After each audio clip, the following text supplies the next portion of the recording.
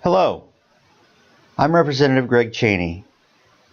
Last week was a very busy week at the Capitol building with a lot going on. This past week, the ITD board voted in favor of funding the repaving of the I-84 between Nampa and Caldwell with an emergency vote unlocking the $14 million that the project will take.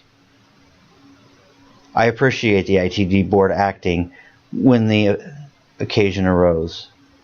I also appreciate the hard work of the people at the Idaho Transportation Department for all they've done to try to keep the roads open and safe for all of us this winter. This is a special winter with never before seen snowfall in our area. And it's unrealistic to think that we would have kept enough supplies, equipment, and manpower on hand through all the dry years, thinking that a year like this was even possible.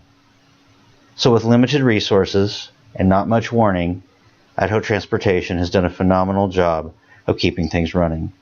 They also did the best they could to address the potholes out on I-84 when they became a crisis.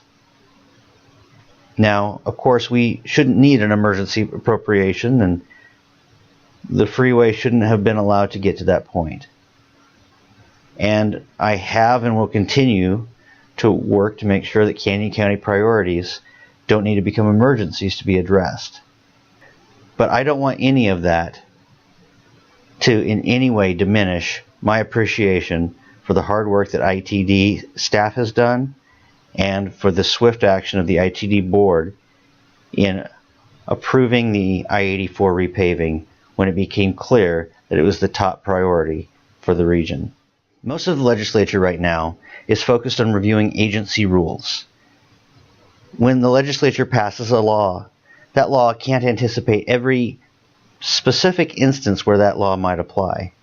It's up to agencies to create rules on how they're going to implement the laws the legislature passes. These rules get enforced on you with all the force and effect of law. So it's incredibly important that we make sure that there's nothing in those rules that wasn't intended with the original legislation. That's how I happen to be reviewing rules on septic tank maintenance and repair. At the federal level, agency rules run rampant and often outpace what Congress intended in the original law. When that happens, it takes years of negotiation and court action to try to rein it in. We saw that with the Waters of the U.S. litigation that really is still ongoing to this day. With the Trump administration committing to rein in the growth of agency rules in Washington, D.C., we're very fortunate to be able to keep them reined in to begin with, thanks to our rules review process. And I'd like to thank you for passing HJR 5 last fall. Many of you have called or emailed me asking me what's really going on down at the State House. Well, if you really want to know, I'll tell you.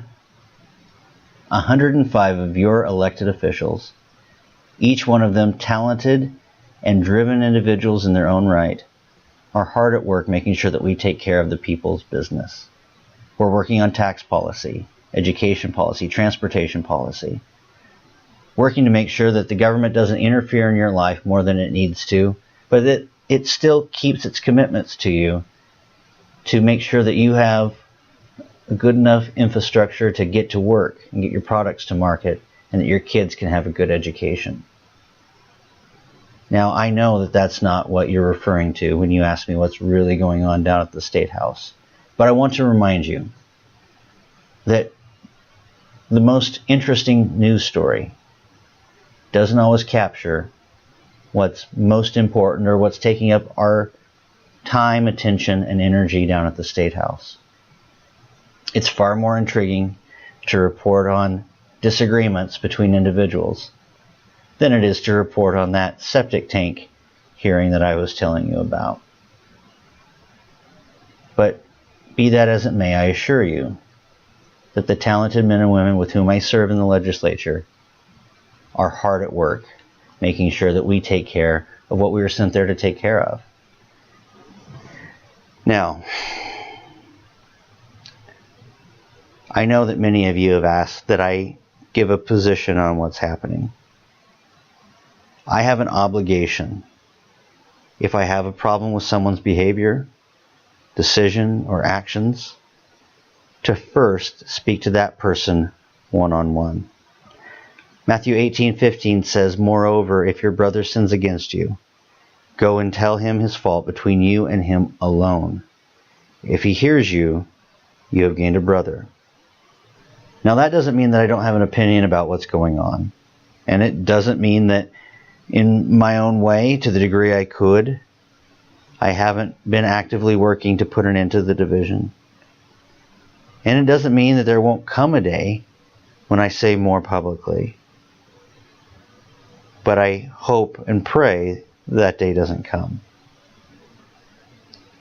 For the time being, I still have an obligation, both practically to my constituents and biblically to my God, to have those conversations directly with the people they impact.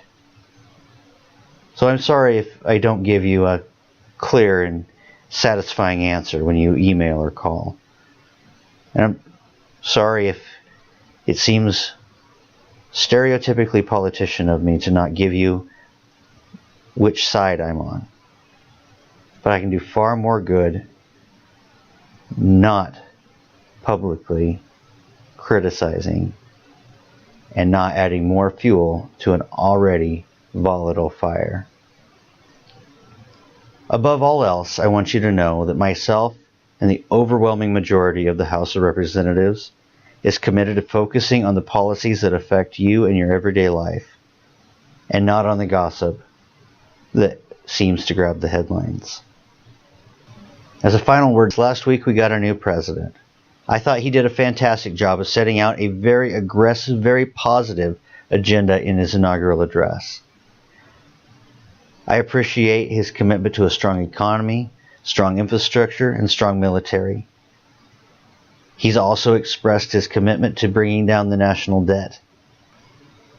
It'll be a challenge in a city that's addicted to spending money to be able to improve our military and our infrastructure while still paying down the national debt. And we'll all need to work together to help the president accomplish those goals. The president wasted no time in making improvements. He signed an executive order ordering agencies to prepare to ease the burden of Obamacare. While the legal effect of the executive order was slight, because the president will need Congress to act to do much, the language in it signaled a very positive direction. Twice the president mentioned preparing to hand control over to the states, and twice the president mentioned opening up the market for health care.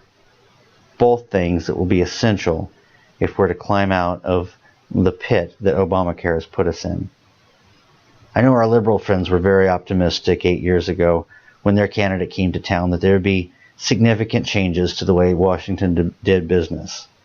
And many of them were disappointed at just how business as usual things ended up. Above all else, the president's inaugural address made very clear that this will not be business as usual.